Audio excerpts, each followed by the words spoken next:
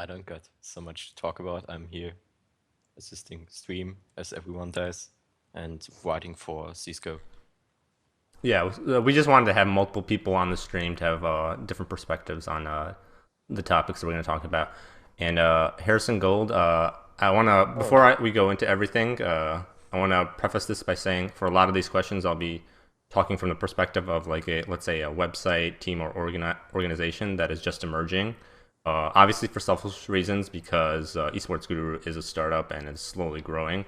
Uh, but because also people who are watching this are interested in maybe understanding how you grow, how you obtain sponsorships and grow as like a brand. So before we get into like the meat of the topic, why don't you tell us about your background in esports, Harrison? absolutely. So I've been in esports going on a little over 10 years at this point. I started at a very young age. I started actually as a voluntary journalist, and I think that's how most people in positions similar to mine actually start. In a voluntary position or in journalism and esports, and then they work their ways up, and that's kind of what I did. I've worked for many gaming leagues, many teams, different organizations in the esports world. I'm passionate about it. I'm a gamer at first, and I'm good at it. So I like the marketing aspect of things, and I'm applying my talents to the industry and hoping I can help it grow. And before we got on the show, you actually told me about a few teams that you owned. So, Oh yes. what were some of the biggest obstacles you faced when managing these teams? So probably so I know from my history, um, I didn't really have any obstacles. I would like to think, I'm a natural leader, but uh, you know, I've been doing this around 10 years, so I kind of know where the struggles are. And one of the biggest things is communication. So in my most recent team, Stratos Esports, which is now no longer in existence, we were acquired by Astral Authority. But we established a culture of communication. So we would have regular meetings, in our TeamSpeak server on Monday nights. We would have delegations. So we would have many managers. So we would, for example, have a news manager, and he'd have journalists under him, editors under him. He'd report to another manager. It's very structured and organized. So that way we have steady streams and linear communication lines. So that way nothing gets missed. Everyone feels included. Even the players know what's going on. For example, in maybe the graphics department, everybody knows what's going on everywhere. And I think that is probably the most important thing, communication, Hmm. and that can generate a feeling of inclusiveness to everyone involved in the organization. So I think that's most organizations face that obstacle, and you just establishing a culture will help overcome that. Yeah, so like I'm obviously a League of Legends writer, and that's like the scene that I'm in. So I've seen a Mm-hmm. lot of organizations actually struggle like with this aspect of like communication and how you structure an organization to make the most use of everyone in it, how to get results, obviously. So it's very interesting Absolutely. to hear about that. So let's talk Yeah. about a little bit about sponsorships. What strategy should be used when looking for a sponsor for, let's say, a growing team? Oh man, that's a loaded question right there. Well, let's try to let's make it more specific. Should you start maybe small and work your way up? Obviously, there's a lot of parts to it because I know you have an article about this whole thing. Yeah. Oh, it was intended to be a series of articles, but with finals coming up, I didn't really have much time. But yeah, so all right, so from the viewpoint of a small organization with maybe 10 players and a handful of staff. Excuse me. Um, I think to an extent the mantra should be you should take what you get. Certainly, if you are offered a sponsorship, especially as a small team, if someone approaches you, that's definitely admirable. Doesn't really happen too often, and more importantly, we need to think about what a sponsorship is. Right, a business comes to you in hopes of attaining their marketing goals, or usually most businesses are the standard sales model. Like a business has a product they want to push and sell, and one of the means that they can do that is through sponsorship, um, to market their brand or product in hopes of you guys promoting them and getting them more sales. So certainly a smaller team might have difficulties in getting that because they don't usually have the results or the notable people to make that happen. So again, you should take what you should get, and also I would focus, internally before even doing a sponsorship campaign because, it might honestly usually it winds up being a wasted effort. You usually wind up with a few discount codes of no more than 5%, and those are actually, you know, shady affiliate programs that aren't really true sponsorships. And I mean, certainly, I don't really know what to tell you from a small organization. I think sponsorship should be kind of on the back burner for that. But I'm certainly here to help if you guys have any questions. It's definitely doable and possible, but certainly results should come first, in my opinion. Yeah, yeah, of course. Like I understand, like let's say a team talking about like maybe they're like maybe let's say Diamond whatever Diamond 1 as in League of Legends. Obviously, that's the example I'm using, and they're looking to become better and better. Like it's hard to really get attention when you're not at the top of the competitive ladder. Absolutely, that's one of the struggles a lot of people face. I mean, there are things out there that you can get. There are sponsor opportunities out there, but usually it's just a small discount code, and Yeah, yeah. especially at a diamond level, I'm familiar with League of Legends. That's impressive, but It's in the okay. grand scheme of Yeah. things, it's not really. Masters Challenger is Yeah, usually exactly. where people look. But yeah. So let's say for a small team or organization just trying to get into the scene for any game, obviously. How big is social media in that whole strategy there, like for growing? Okay, so social media is probably the most important thing you can do, especially as a small team. That is how a lot of people build their brand and their publicity. So whether that be through Twitter, by the way, fun fact, Twitter is more frequently used by esports fans over Facebook, around 4 to 5 to 1. Yeah. So if you have an esports team and have Facebook and don't have Twitter, you definitely need to look into that because you can get a lot more, um, you know, engagement from your fans through Twitter. Yeah, anyway, social media is fantastic. You can engage your fans. You can run marketing campaigns through there. If you have a web store, you can help hopefully drive up sales, engage your fans. And that's probably the biggest thing that a lot of teams don't do. They don't really engage their fans. I see that a lot. A lot of teams will just post up, "Hey, we're playing this team tonight," or "Hey, we're scrimming this team tonight." "Hey, we beat this team," and that's really all they do on their social media account. Not Uh, really a good idea, but I mean, it's good that you're doing that, but there's more you can do. okay, got it. Our chat had a question, so Ancient Slumber wanted to know how he can calculate how much money to ask from a sponsor as a team owner, assuming that he has a top team in a new game, for example, Good question. Overwatch. Okay, so um, this is it seems like a difficult question, especially if you're not in the know. Yeah. But you kind of have to. This takes a little bit of planning. So first off, you need to know how much it costs to run your organization on a monthly basis. Usually, we look at like monthly figures, and then an annual figure can easily be deducted from that. You just multiply by 12, of course. So if you are paying your players' salaries, you need to take that into account. If you have a team house, you need to take that into account.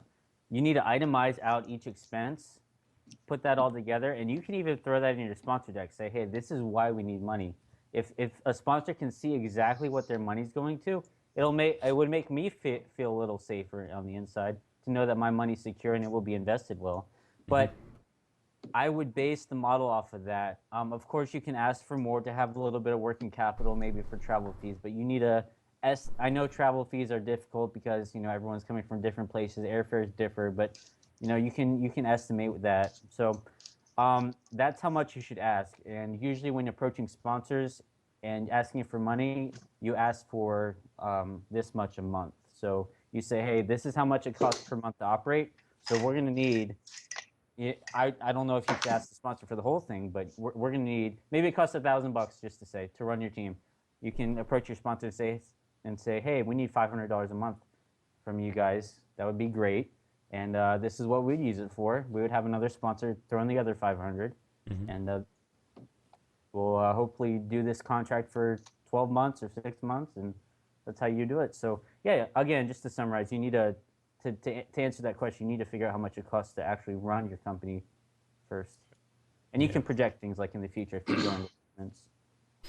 You have a question? Go for it.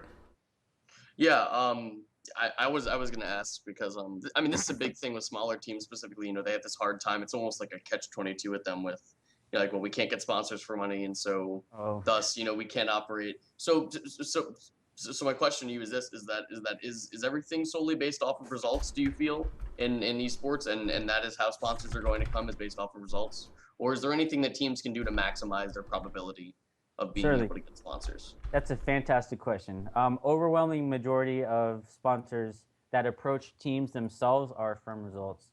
And of course, if you have the positive results in a significant area of competition, if you're in the top 1 or 2 tiers of your competition, of course, your sponsorship will come easy to a brand new amateur team. What an amateur team can do? Well, certainly, one of the biggest things I advocate is every team I advocate be different, right? Every team can have a social media account. Every team can put logos on jerseys. Every team can put Twitter promotional posts, say, hey, we use Bob's computers to help us win, for example. And without Bob's computers, we wouldn't be here today. So go out and buy Bob's computers. So something like that. So every team can do that. And, I advocate being different. There's a few things I do personally that are different, but this is where creativity comes in. I'll throw some ideas out there. Maybe you can establish a YouTube page with, unboxing and reviews of their product. Maybe you can go out to events and conventions and, distribute their product. I don't know what that product might be. It's just you have to be creative, and there are a few things I only do for people that, hire me, but creativity comes in. Just be different, Of course, you want to hit all the basics. Of course, you want to do the Twitter promotional posts, of course, because those work. But, yeah, it's, again, to summarize, I guess simply be different and find out how you can best give them the best return on their investment possible. You certainly can still run a sponsor campaign as a new team. You certainly may get results in product and funds. I know a lot of teams that do. I've done it before myself. So it's doable, but it's difficult, yeah. Yeah, one thing that I've seen a few of the League of Legends teams doing, specifically with HTC, they have like this video series or like things that they do with the sponsor, and they would just like go through their day of like, let's say, a tournament or whatever, and then they would see exactly what the team was doing, which was very interesting because you get to see what the inside workings of the team during like a big competition, which is really cool. So that's another thing that I've seen people do with sponsors. That's just like throwing out an idea, obviously. Let's see. What are some of the biggest mistakes people make when trying to acquire sponsorships? Oh, I love this. This makes me happy. I love correcting small little mistakes. And, everyone has good intentions, right? They're a new team. They want to make it big. They want sponsors to help get them there. But there's a ton of mistakes that people make. Easy mistakes, easy fixes. I actually read an article about this. There's quite a few, but a few I wanted to touch on. I wouldn't really call this one a mistake, but more something that people can do better. And that would be timing of your contacting sponsors. So there is in America, there's what's called the fiscal year, and that's based around the tax system we have here. That resets in October-ish, and also at the late December, early January area. Those 2 times are when most companies have their budgets reset, and with that, their marketing departments will have fresh budgets to give out to teams that whoever the marketing department decides is going to sponsor them. So that is when you should be contacting them, because you're contacting someone with a full budget, maybe $500,000, and nowhere to spend it on. If you're one of the first people to the plate and say, hey, we have this, check out our proposal, check out what we can do for you. That's another big thing. You have to, in your sponsor deck, emphasize what you can do for the sponsor, not your results or anything. I'll talk about that in a second. But yeah, you approach them with a full deck and a nice sales pitch, and you can probably get a good stake of that money that they have. Another one, like I was saying before, your sponsor deck. This is probably the most common mistake. People focus too much on their accolades and achievements. While that's important and should definitely be included, I would only give that like a quarter of a page of a section. Or if you have multiple teams for your organization, you can do a page for each team, or divide up the page into threes. Say, hey, this is our Hello Kitty team. This is our Pokemon team. And these are their achievements. But I certainly wouldn't I wouldn't make that the focal point of the sponsor deck. It's definitely going to be activations. Activations meaning what you can do for the sponsor. Yeah. I wish I had a link to my article. We'll put it down. When we make this a YouTube video, we'll put it down in the description. But also, if someone can, I'll actually link it so people can see it in the chat. It's on the website esportsentrepreneur.com, and I titled it "Top 10 Sponsor Mistakes That You're Making," or something similar to that. Yeah, they'll send it into the Twitch chat. It's quite interesting. One of the things that I really want to go over with you from there is the no communication or conversational sense, like just constantly talking with them. Yes. So what I meant by that is, okay, so a sponsorship is a business relationship that you're going to establish. I like asking for a little at first, and then as years go by, as the contract expires, you ask for more. Say, hey, look at what we've done for you. Look at what we can do with more money, or more product. This is what we can do for you. You always have to have that bargaining chip too. Mm-hmm. So with that being said, if you get a sponsorship, you want to baby and nurture that sponsorship. You want to email that person on a regular basis. I'd say probably once or twice a month, and say, hey, thanks again for sponsoring us. This is what we've been doing so far. This is our results since we last talked, and this is what we're doing for you on the business side of things.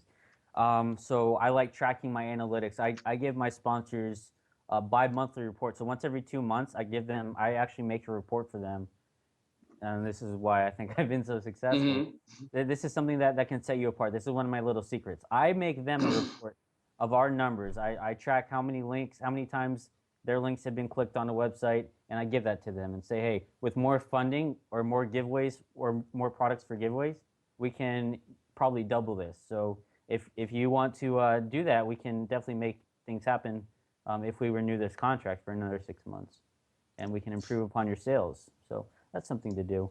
But yeah, just don't neglect your sponsor. They're giving you cash, they're giving you product, and you definitely need to establish that relationship, nurture it, almost suck up to them, but kind of don't really, because no one really likes to suck up. But yeah, just be nice to them and thank them on a regular basis.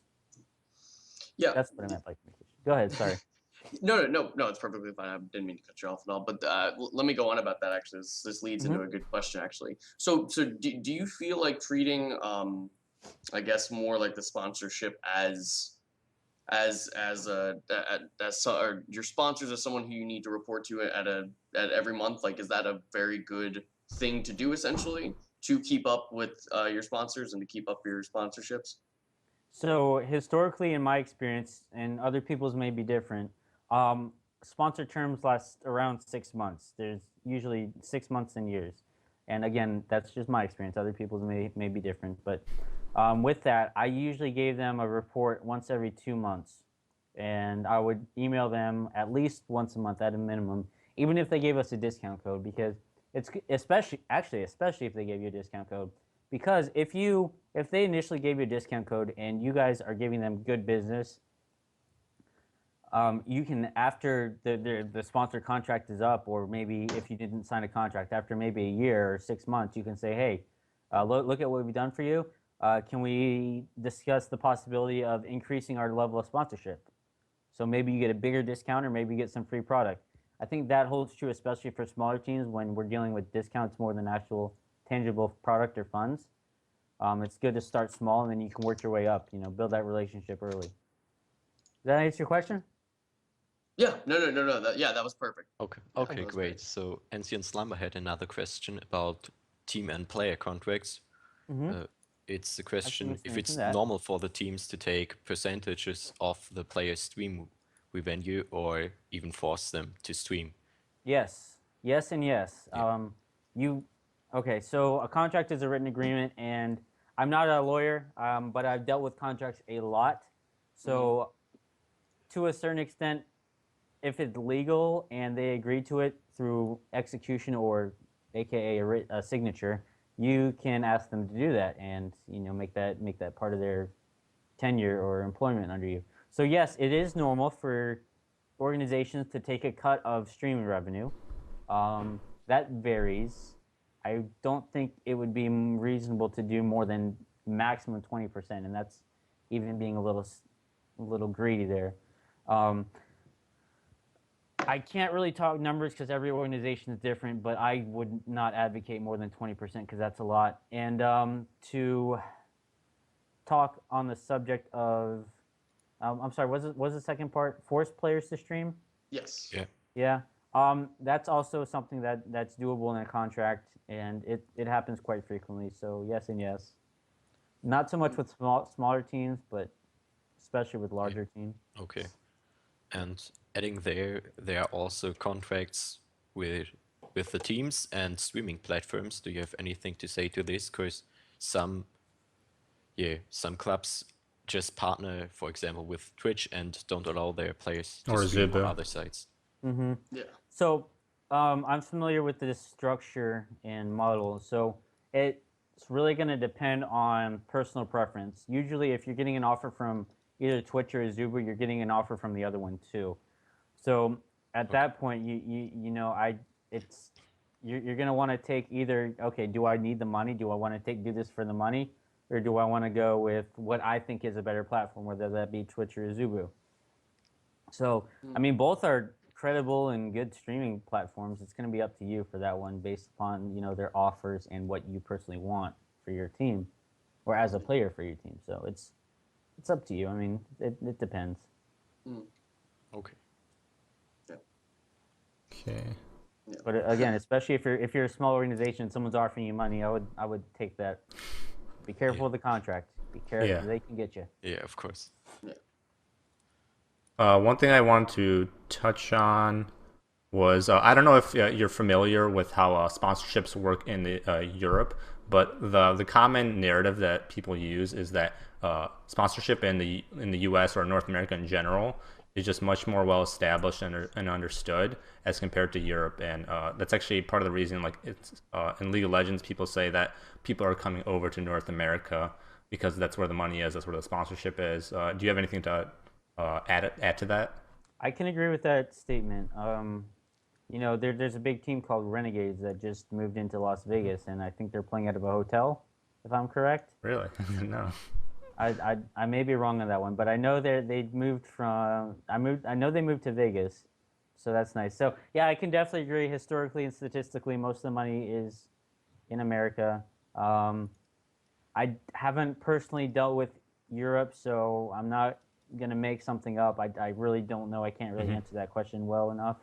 I've worked in almost exclusively America. Okay, yeah. That's just. I wish I could answer that, but No, yeah, that's something that I think a lot of people are interested in, just because of like what's been happening recently in League of Legends. I can't attest to other esports and games because I'm not as familiar with them, but I know that's not something that's happening in League of Legends, and it's a pretty big deal, especially this last year. Yeah, Harrison, I want to ask you something really quickly. So Sure. we see sponsors commonly pop up in sponsoring teams. Like most teams in Call of Duty, for example, most big teams have the exact same sponsors, almost Scuff and Okay. Control Yeah. Freaks and stuff. What do you think about that? What do you think about having the same exact sponsors as other teams, and how do you set yourself apart when all the other teams have the exact same sponsors? So this is an issue that it's going to it how do I answer this? This is more of a team branding and image thing more than anything, because I would. Let's see here. So, on one hand, let's look at this from a contract standpoint. So there's in clauses in contracts, there's usually clauses about exclusivity. So if you're sponsored by a headphone sponsor, sometimes another sponsor will want to come in that maybe deals in headphones but wants to sponsor you for maybe controllers, for example. Excuse me. So um, maybe based upon your contract, they won't allow that to begin with. I'm not familiar with console gaming anymore as much as I was, but this is a model that a lot of teams use. So of course it inherently I assume works for them. So I don't really think it's a bad thing. If you want to ask for title sponsorship, maybe call your team, Bob's Computers or something. That might be a good idea to stay away from. But again, this is just for branding and imagery. I don't really think it's inherently bad. But I also did work in pro cycling, and it's a lot like eSports, I think, in the marketing and sponsorship sense, where it's heavily dominated, and a lot of the revenue comes from sponsorships. Okay. So yeah, again, I don't really think it's a bad thing. Okay. All right, so we got 2 questions from the community. The first is if a team that's new into an esports title should be looking to get picked up by big organizations like Dignitas, or if they should remain independent and grow with the game. Okay, so pros and cons to each one of these. I am very familiar with this because I've done this myself twice within the last 6 months. My team has been acquired twice, actually. So on one hand, right, getting acquired by another team is an easy way out. There's a difference also between acquisition and merger. Merger just is, you merge in for free. Acquisition usually implies there's money behind it and you get bought out. But so for this, we'll say merger. So merging into another team is, I guess, an easy way out because they already have the following, they already have the sponsors, they already have the social media presence. They have the infrastructure, they have the staff, they have the management. So there's all that. So that's an easy way out if you're looking to not really want to put in all the work. And it is a lot, I can tell you that myself. On the other hand, if you retain, your ownership status, and if you have an equity stake in the company, a majority stake, that can potentially turn out to be lucrative if you stick it out. It's risky because, all right, so everyone knows each team isn't always consistent from one season to the next. There's a chance you could have roster changes, and that's a risk you have to that's a risk you have to take because who knows if your team is going to do as well next year as they did last year, or if they move up in their standings, maybe they'll get beat out again. So this is something you're going to have to answer yourself. I can't really answer this for you, and it's going to vary from team to team. It depends on what I would honestly ask your players what they want, because you can have your own identity on your own, or you can merge into another team. You can ask the other team that you want to merge into if they will buy you out for funds, and you can get a little stake of it. But again, that's something I can't really answer for you. I personally like getting acquired because it saves a lot of time and effort. But if I can also advocate for doing this on your own. So it's I don't know. It's either way, buddy. Yeah. So, next There's question. pros and cons to each one. Yeah. It depends what you want. Another one wants to know what you can do as a new organization in order to convince a team to join this organization instead of the big ones. So assuming that you can offer the same money. Yeah. So, all right. So money is gonna be rough. If you don't have money, I mean, you don't want to give them false pretenses and say, all right, we're gonna pay you guys. You can say, all right, we're gonna launch a sponsorship campaign, and we'll see what we can get. If you guys do well, we will of course get sponsors. When I had Stratos Esports, I acquired a team of 5 Pro-Am level Counter-Strike players.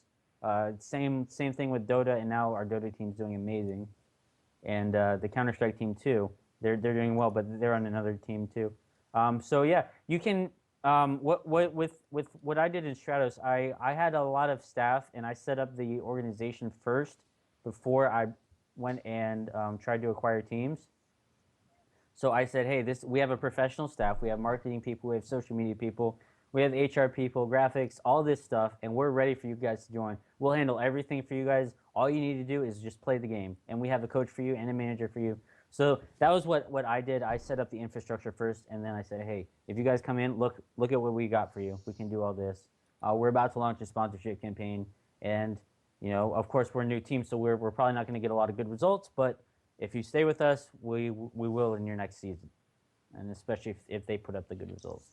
So I think a good idea would be to set up the infrastructure first, do a lot of hiring. I'm sure you have a team already, so you have stuff out there, and you can go to eSports Career for that. And I also wrote an article about that one too on esportsentrepreneur.com. So you might want to check that out. That may help you out. Yeah, I'll link that really quickly in the chat for anyone who's out there. But if you guys want me to clarify any questions, I'll be glad to do that. If you want me to touch back on something. Yeah, well, maybe we can add something. So yeah, you talked about that your infrastructure should be very well and that you need good people to do the things, but however, the big structures and the big organizations will have these people inside, and now as a small organization, how can I get them or the teams coming to me instead of the others? So I'm not really HR expert, but I can. I had this in Stratus. Most of the people I hired had degrees in their fields. So our marketing team, they all had business degrees. We had a news manager with a master's in creative writing, and they were all voluntary. I mean, the people are out there. You just have to publicize your job postings, and get the most amount of eyes on it as you can possible. We call that impressions in the marketing world. You have to get the most impressions on your job posting, because if you post it on only one website, only the people that go to that website will see it. So link it up, cross-reference it on Twitter, Facebook, on various game message boards. Yeah. So there's people out there that want esports jobs, and we'll do it for free. So you just have to look and. All right, thank you. Yeah. Yeah. If you guys have. No, go ahead. Sorry. I wanted to touch about contract dangers too. A few. Yeah, that's perfect. Yeah, go ahead. So this is one of the big things I wanted to talk about, especially with people that don't know about contracts. So there's a thing in a contract called an evergreen clause, and their MLG TV was notorious for this, because people that sign contracts with them, their contracts automatically renewed once they sign it. So if you see something in a contract about evergreen clause, or something about a contract automatically renewing, unless you explicitly cancel that or request a cancellation in writing, I would request that contract be changed before you sign it. Or I mean, unless you're good with it. I mean, if for example, Intel wants to give you $1 million a month, and there's an evergreen clause in there, it's not going to be to their benefit. It's going to be to yours, because you're getting $1 million a month, just for an example. But it can go the other way around. It's usually used to screw people over. Like MLG TV was had a bunch of negative PR for this, because they had a bunch of streamers that wanted to get out of their contracts, but they couldn't because they automatically renewed. They wanted to go back over to Twitch. Kind of smart if you think about it from a business standpoint, but not. It kind of screwed the streamers over. Seems like long term though, that would actually be like harmful to MLG TV, because obviously they have a bad reputation for it now. Yeah, perhaps. I mean, yeah, I can see that. Yeah, they need to make up for their really bad stream quality by just forcing people to stay on their stream platform. The other contract thing that I want to talk about was a right of first refusal. So if you're an esports organization owner and you're trying to acquire a team, and those players are already under contract, almost every esports player contract I've seen has a right of first refusal in it. So what a right of first refusal, you can Google both of these, by the way, if you want to know more. The first one I talked about is called the evergreen clause, EVERGREEN, and the second one is right of first refusal.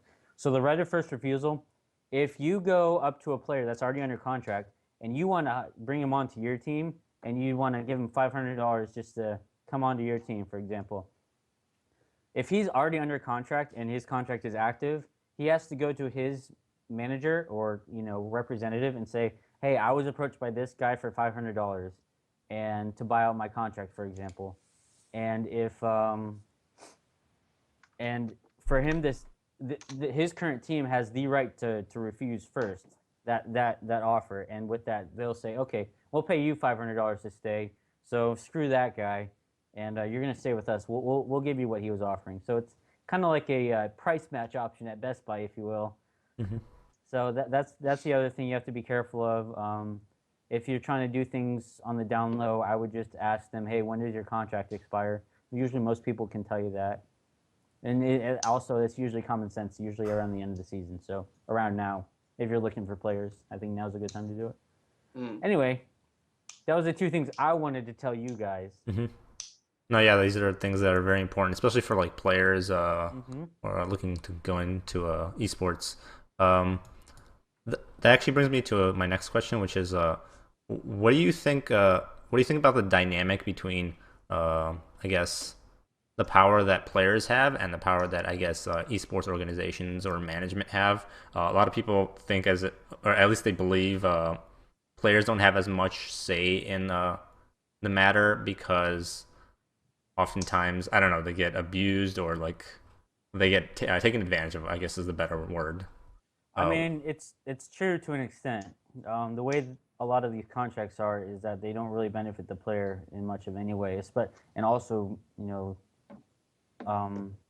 to a certain extent, leagues and gaming organizations, event promoters and gaming leagues as well. You can argue the same thing. Again, I correlate. I've worked in, again, pro cycling before, so I correlate esports to professional cycling, and it's almost the same. It's just they're playing different sports, and it's the same thing in the cycling world. I mean, people are bound by their contracts. They may not like him, but perhaps that was the only offer they got, so they had to take it. So I mean, out of desperation, they signed a terrible contract. They maybe have to stream 30 hours a month, and it's tough for them to do. And if they don't do it, they get fined out of their salary or whatever the case may be.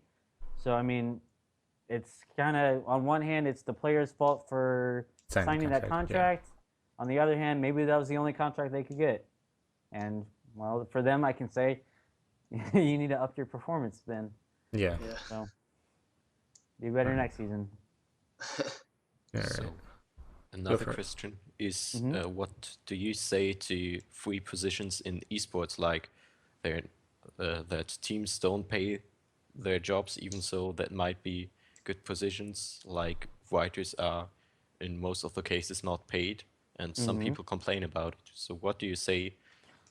How would it develop, and is it all right to get into esports like this? Yes, that's actually how I started. I started voluntary for about 8 years, and I just started getting money from doing what I do around 2 years ago. And with that, it's not a lot. I still have a full-time job, and I'm a part-time student. So this is not something you should be doing for the money. There is not much money for staff in it. There aren't that many paid staff positions to begin with.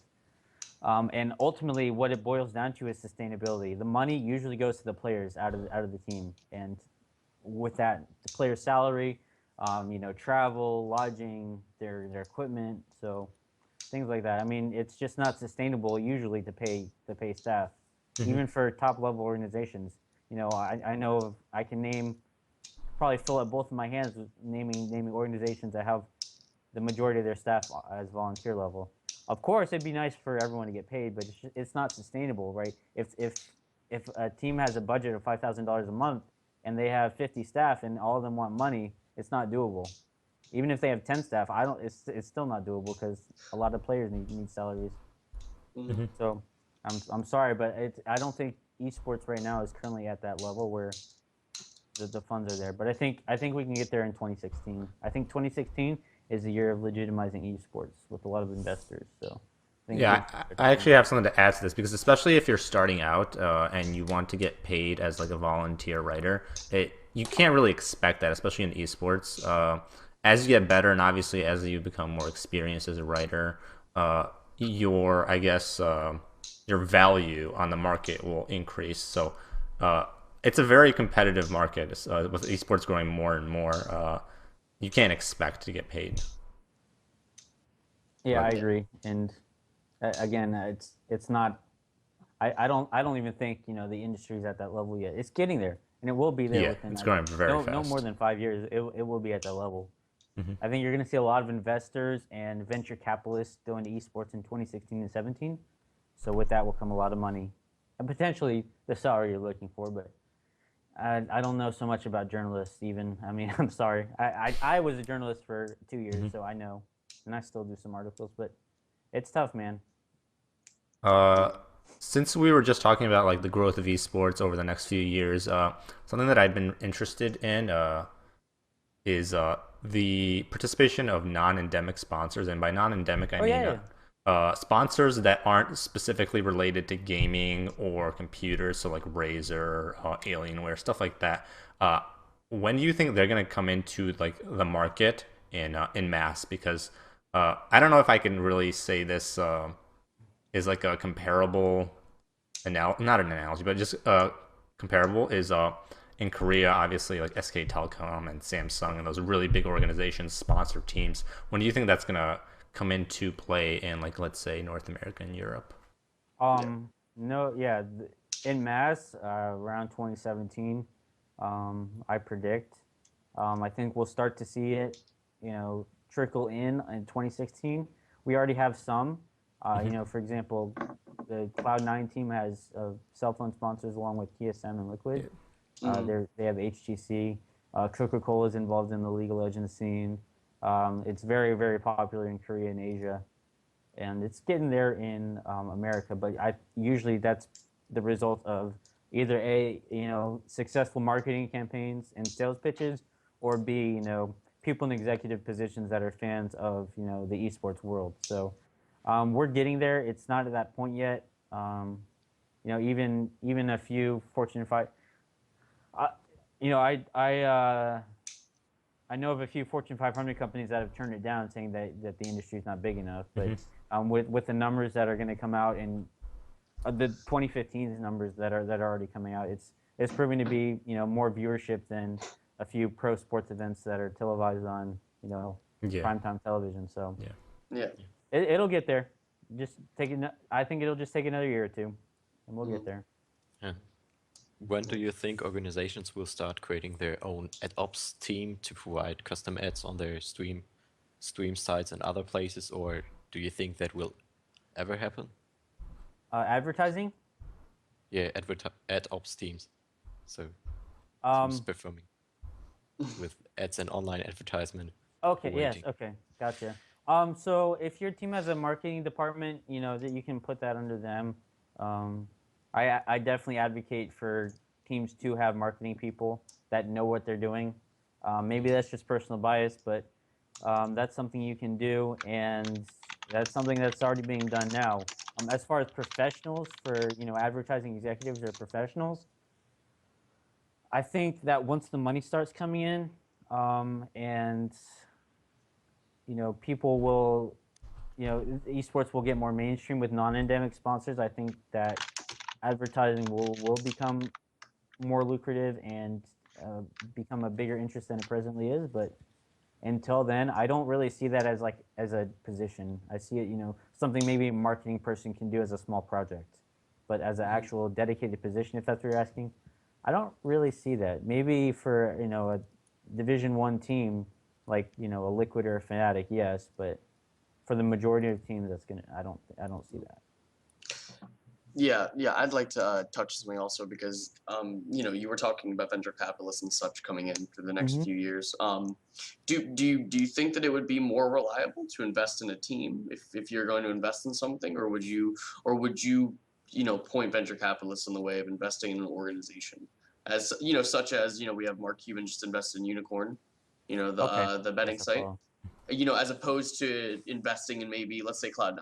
He didn't invest in that, but he invested in an actual uh, third party organization. Yes. So I love this question. So as someone familiar with investing in esports, um, I would and an understanding of venture capital. Now, for those unfamiliar, a venture capitalist is someone that invest in a product or service with an ultimate plan or hope of getting, their money back in more than what they got out. So usually that involves in a sale of the organization or licensure of a product. So with that, for a venture capitalist, someone that wants to do venture capital, I think they should invest in an esports team, because with that they can sell the team and potentially earn their money back, in twofold or threefold, especially with I don't know if you guys have heard, but Riot Games is rumored to do a franchising thing similar to the NBA. So if that's the case, I mean, the time is now for venture capitalists to get in on esports, because the price is relatively low in comparison to what it will be. Yeah, if even though that it's franchise still is fairly built. high right now. Like it can grow very quickly. Yeah, exactly. So the return can be up to fivefold. So if I don't think you can get that same return from investing in esports business or a gaming league, because I mean, who are you going to sell the gaming league to, other than other investment firms? I think the money can be made easier and faster through teams. So Right. just for venture capitalists. Other investors, I think, definitely should invest in gaming leagues, because it's just growing and growing and growing. But for venture capitalists specifically, definitely the teams. Mm-hmm. Yeah. Yeah. Well, that's yeah, Giannis, if you have anything Yeah. to say. Yeah, do you Right ahead. think that there will be businesses in esports like the clubs going to stream on their own websites without any other publishers beside this? I'm sorry, one more time? So, for example, if you have Team Dignitas just streaming on their website beside Twitch or Azubu or something Okay. between it. I think that's very creative of them, and they can offer a service that they can contest the monopoly that currently Twitch has, and Azubu and the others and Hitbox are trying to contest right now, rather unsuccessfully, but and MLG as well. It's an interesting service. It will certainly drive up their web traffic. I can see why they do it. I don't fault them for it. I think it's a great idea. I don't know what their goals and plans with it are, whether to make it more mainstream or just have it a service on their website. But definitely from a marketing perspective, that's a good idea. I don't see something like that becoming mainstream, simply because Twitch has a great service, a great platform, and a monopoly on it. I mean, they're heavily involved in esports. Yes. So let's say if, for example, there would be a developer saying, "Here's my system, I sell it for you for like, I don't know, $1,000, and then there would be clubs buying it. Do you think it would be worth it buying it instead of streaming on other platforms? This is a hard answer. So I would actually, if someone were to come up to me with that question, I would say no, simply because, for one, if you're being approached by a developer, you probably have a good team, and with that, you can definitely be probably a partner level, and get some funds from either Twitch or Azubu for using their service. Number two, I think Twitch has the inherent, they have more web traffic inherently, and people are familiar with the brand, and I think people will flock to that more than they would for your own service. Third goes back to the first point. Is that $1,000 that you pay that developer, is that a good investment? Will you make a good return on that? I don't, it's going to be a lot of work, and I think that money can better be invested somewhere else, maybe into hiring a graphics designer to work on a marketing project, or something else. I don't know if that's a good investment, but again, there's a lot of variables, and nothing I say should be taken religiously. Every situation is different, but as a general rule, I don't know about that at this point in the esports industry's life. Okay, thanks a lot. Yeah. Yep. Let's see. So let me see. So one question that I have is going back to like the growth of esports and like I was talking about the non-endemic sponsors. I don't know if you've already heard. The Sacramento Kings already I think they already have a team in the NALCS. Yes. Do you see like sports teams as being like the, I guess, the driving force in the creation of like I don't know, a more established esports industry, or do you see maybe just like venture capitalists like Mark Cuban or someone like that as being more the driving force? In the branding sense, Yeah. um, this is something that I wish I could predict the future. I could honestly see it It's your going either thoughts. way. I don't think I can see it going either way. I don't think it will. I think it'll be more than private investors because I don't think it's in the interest of a sport, perhaps like let's say NFL team. I don't think it's in the interest of the Seattle Seahawks to expand into esports. Maybe for football slash soccer teams, Manchester United may want to invest in a FIFA team for esports competition. But I don't think it goes in line with their business plan and their interests. That's just me. I mean, Yeah. As I'd far like to as be I proven know, wrong. I want to see the industry go. So prove me wrong, Seattle Seahawks. Let's go. well, I know that the club here in Germany, the VfL Wolfsburg, has signed FIFA players. I think one or two guys playing on the club, for the club, and with the club on the esports events here in Germany, and that's kind of great. Yeah, So that's we see a fantastic. development in that direction. That's good to hear. Yeah, absolutely. Yeah. So yeah, again, please prove me wrong, but I see it more Very cool. the majority being the private investors. It's just me, at least in America. I can't speak for Europe. Yeah. Yeah, so this is like something that I guess it's not a prediction, but I guess it's like a, I don't know, something that people want. Like, so you were talking about the Seahawks and how like that's your, Yeah. I don't know if that's like your local loyalty, but like that's something that's kind of like missing in esports because obviously it's like an online game, so you can have people from let's say Florida and people from California or people from across the world playing with each other. Do you think it will be ever be possible to have like local loyalties? So like let's say the Chicago, I don't know, Bears, or not? No, Bears are already a team though, but their own team in different like regions, I see what you're competing saying. against each other. Again, Obviously, it'll be very far down the line, but do you think it will be ever be possible?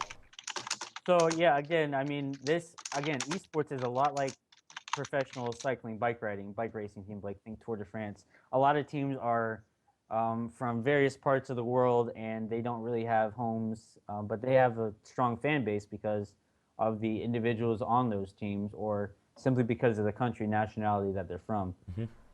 Excuse me. With the current model of the esports industry, I don't see that happening unless something changes. For example, if this rumored Riot franchising thing were to go through, who knows what that can bring up, but that may be a possibility. But under the current mod, where it is currently, that's usually not. I don't see that happening because just everything's so far apart. I'm in Florida, and there's not really that many. Yeah. There's a few local Dota teams to me, but that's it. I mean, and there's also with that, there's also the fact that people play different games. So esports as a whole, okay, so maybe you're not a Dota fan, but you're a League of Legends fan, or vice versa, for example. So there may be a Dota team 5 houses down from you that's in a gaming house, but you hate Dota because you're a challenger League of Legends player, and you don't want to play that difficult game. You want to play Fisher Price My First MOBA instead.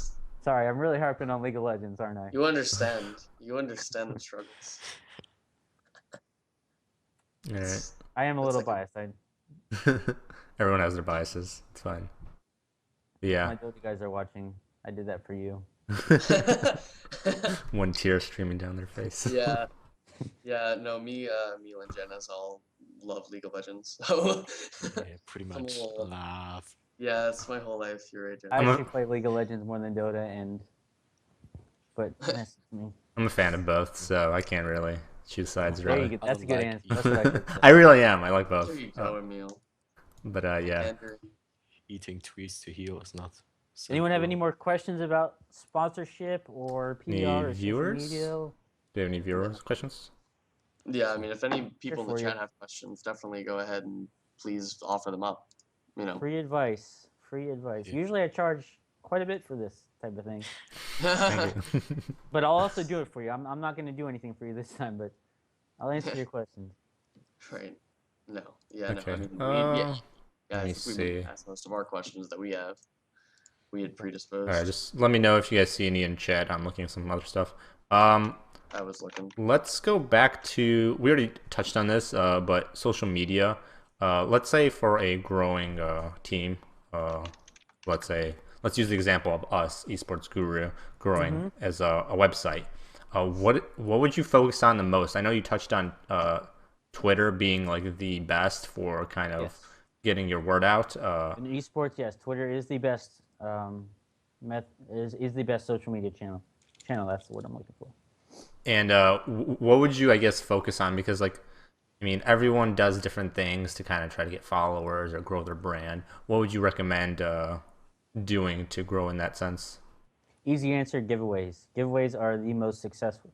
Through my personal experience, giveaways are the most successful form of engagement and activation that I've ever seen in esports. Whether that be in-game items, gift cards, VIP services, or VIP, or just services in general to your website. That's probably the best thing you can do. Also, you need to focus more on.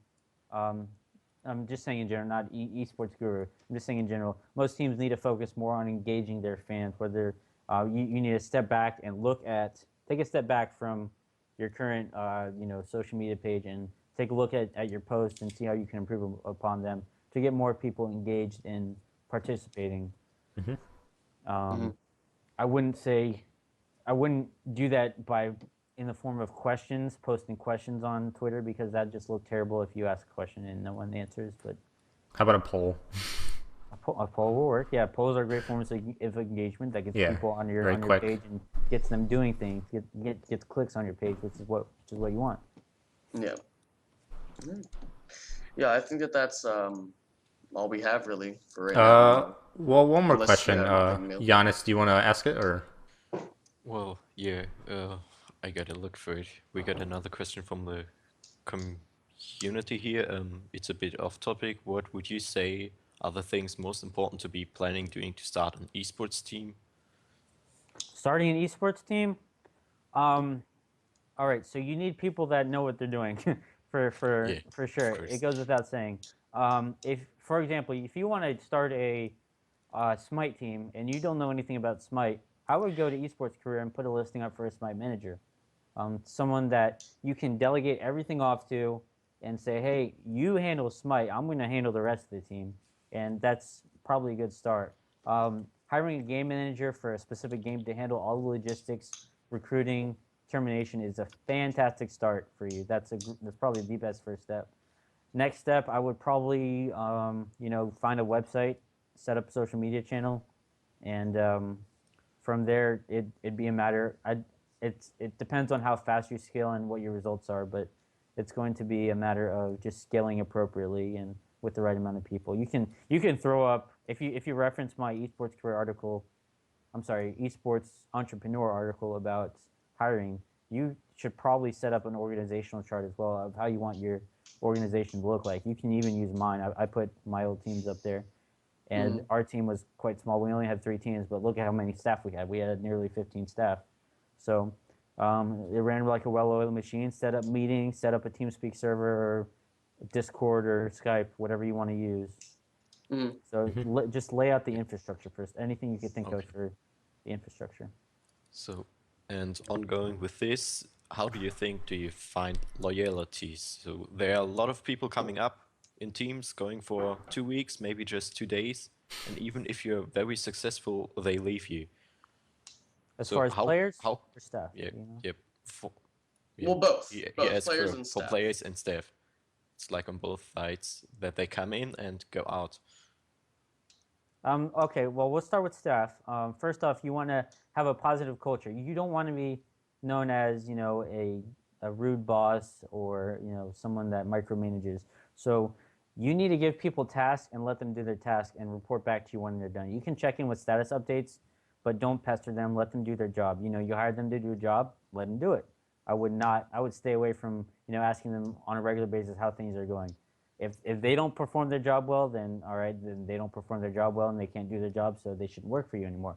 So you can, terminate them if they're consistently, unsuccessful. So you also that's the one hand. On the other hand, you need to create a positive culture in your organization. Hang out with people, play games with them. Keep it light and friendly. Have a switch for business and then fun. Be able to switch back and forth. And a good way to do that is meeting times in my organization were strictly business. I mean, it was almost like no fun allowed. We have things to do. We have things to talk about. We have tasks to accomplish. So, just have that switch, business and fun. Don't micromanage. Give people tasks to do. Let them do it, and give them a deadline, and say, "Come back to me by this deadline with this done." For example, if someone was to give a graphic designer, say, "Hey, we need logos. Have them done in 3 days. Come back to me when you're done." Don't check in with them every 12 hours. Excuse me. With players, I know a lot of players want money or product. So with that, a good way to keep them is to have good sponsors, run a sponsorship campaign, see what you get. That's one thing. Another thing is to set up the infrastructure like I had. Players just want to play their game and do it well. So hire a coach, hire a manager, see what you can do for them, and just make their job as easy as possible. Have a working TeamSpeak or voice over IP server. If you can, handle their social media for them. That's another thing to think of. You can hire social media assistants. For players, make their job as easy as possible. And then if you're paying them money, have a good salary for them. Yeah. And I think that's usually all they want. Yeah. Well, I guess so. That makes sense. All right. Do we have any more viewer questions? Anyone interested? I think that's really it. We don't have. Well, Yeah. Well, actually, we do have one last one. This is gonna be the last one for the stream, guys. We're gonna end it here. This is one more, but this is the one that we have. Why have teams, owners, and team organizations not joined together to push or integrate large sponsors? I guess more why haven't a lot of teams come together and pushed for sponsors that aren't inside gaming and esports to join? Does that make any, Like a collaborative effort for sponsors. Yeah. It's usually not something done because a lot of teams are out for it themselves. Additionally, Very competitive. So that's one thing. Budgets might be too small for teams to do that. There's exclusivity clauses in contracts. Maybe a team that already has an existing sponsor. For example, if everyone knows AMD and Intel. So if AMD sponsors Team A and Team B has an Intel sponsor and they want to come together, well, they can't do that because of their contracts. As far as why collaborative effort hasn't been, well, each team also has different metrics. So it might benefit the sponsor to invest less in just Team A because Team B doesn't have as high numbers or give a poor pitch. So they may think Team B is a little more unprofessional. So I don't think that's a good idea because inherently every team is out for their own success, and I don't know if they would even want to begin with. It's my sponsor. Yeah, exactly. Yeah. But yeah, that's gonna thank you, Harrison, a lot for coming on. Giannis, Yeah, no problem. did you have one more? One more question. We Oh, have I'm sorry. a small product sponsor here, and he's asking what are some ways that we can fairly structure product sponsorships with teams, and how can we best work with teams to help both the team and our product brands to grow.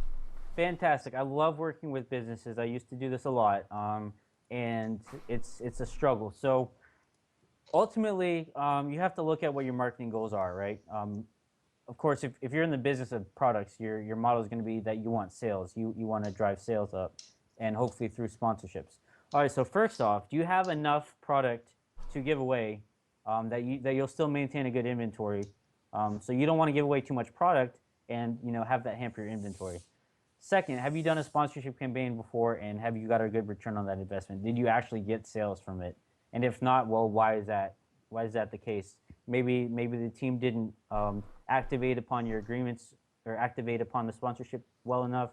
didn't promote you guys well enough, or maybe you just sponsored the wrong team. There's that too, because a team has a whole lot of variables behind it with staff and players. Also, they have with the staff, they have different working knowledges of marketing. Again, my old team, every one of our staff members in the marketing department had a bachelor's degree in business, so that was nice. As far as sponsoring teams go, I would say if you're just starting out, I would kind of err towards the side of a discount code. I know I don't encourage individual teams to go for discount code sponsors, but that's something to consider because you can kind of cut your losses there and see how well they activate upon that discount code. If they have good activation and are driving up web traffic from their site, you can maybe say, hey, thanks for next season, for the next 6 months, we'll give you 5 units of free product for this team. So yeah, I love to help you. I love to help anyone hear more. I just say you saw me on eSports Guru, and I'll give you some free consultation. Just go to my Twitter and DM me. I'll be glad to help you. Businesses, players, teams, streamers, whatever. That's great. Yeah, just say you saw me here, and I'll gladly help you out. Yeah, definitely. Free Thank you very much, Harrison. Yeah, no problem. Thanks a lot. Just for everyone, just for everyone out on the stream, we're going to be transitioning into our League of Legends talk show in a few minutes. We're going to go for a short break, and we'll be back in, I guess, about 5 or 10 minutes. Yeah, that's it. Thanks, yet guys. again, thank you, Harrison. Thanks, Thank you, Harrison. Giannis. And, Go to thank his you, Twitter, Emil. guys. Go to eSports Yeah. Harrison. Yeah, go to his Twitter, and please visit esports.guru.com or esports.guru. Sorry, no .com. I always forget that, but yeah. Just go to esports.guru. We have articles there all the time. Emil and Giannis have written a ton of articles, even recently. So if you guys want to go check those out, that's awesome. And Harrison, of course, go check out his articles on esportsentrepreneur.com. And that's going to be it for us right now. So We'll see you guys in about 5-10 minutes.